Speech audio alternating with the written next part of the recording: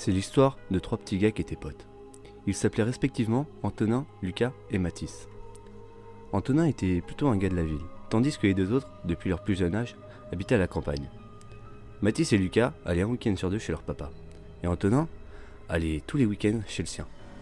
Ah oui, si vous n'avez pas compris, Lucas Mathis c'est son frère. Pendant les vacances, Antonin allait chez la mère de ses amis pour construire une cabane dans les bois. La maman des deux gars partit chercher Antonin chez lui, tandis que les gars préparaient le matériel pour partir dès qu'Antonin serait arrivé. Il y avait une quinzaine de kilomètres pour aller de la ville au village, où ils habitaient.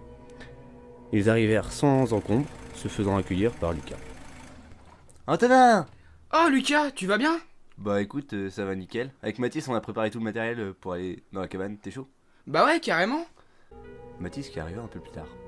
Oh mec, tu vas bien? Bah super, et toi? Nickel, t'es chaud pour la cabane? Bah ouais, carrément. Les trois garçons partirent pour la cabane. Sur le chemin, ils discutèrent. Ouais les gars, vous êtes au courant de l'histoire du soi-disant ermite qui vivrait dans la forêt? Bah, je m'en bats les couilles, frère. Oh, tu sais, si c'est qu'une légende, y a vraiment pas de quoi s'inquiéter. Les trois garçons arrivèrent au bois après une bonne vingtaine de minutes de marche. Ah, nous voilà enfin arrivés. Attends, me dis pas que t'es déjà fatigué. Eh, on fait pas la même corpulence, hein. Bon, sinon Mathis, on commence par quoi? Pour commencer, on dégage le terrain et on récupère du matos. Du coup Lucas, tu balayes le terrain et Antonin, tu commences à couper des arbres. Bien mon capi-chef. C'est parti, bro. Les trois jeunes s'attirent à la tâche.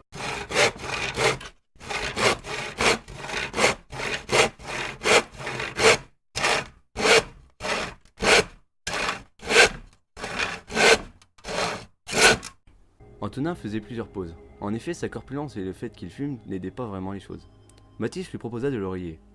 Il refusa au début, puis accepta de fatigue. Eh, elle est où la scie? Je l'ai laissé à côté de l'arbre que j'étais en train de couper. T'es sûr? Je la vois pas. Bah ouais, quasiment sûr. Mathis repéra la scie qui était arrivée pratiquement au pied de Lucas, qui était de l'autre côté de là où étaient Antonin et Mathis.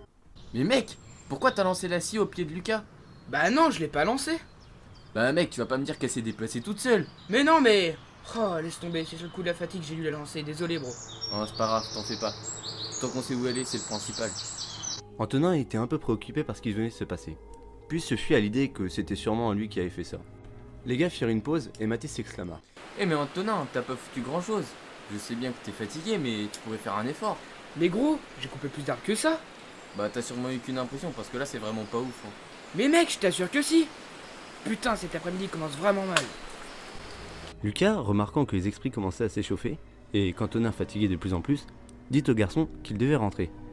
Sur le chemin, Antonin était plongé dans le plus profond de ses pensées, tandis que Mathis était un peu énervé de son comportement. Ils rentrèrent à la maison où la maman des deux frères leur avait préparé un bon repas bien chaud.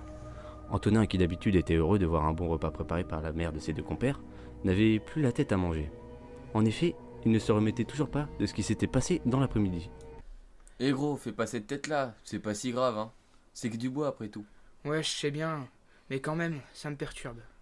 Allez les gars, on oublie ça, on mange et on profite de la soirée. Bien dit. Les trois garçons faisaient mine de rien, mais repensaient aux événements de la journée, chacun dans leur coin. Bon, je fais comme si de rien n'était, mais bon, il aurait vraiment pu faire un effort.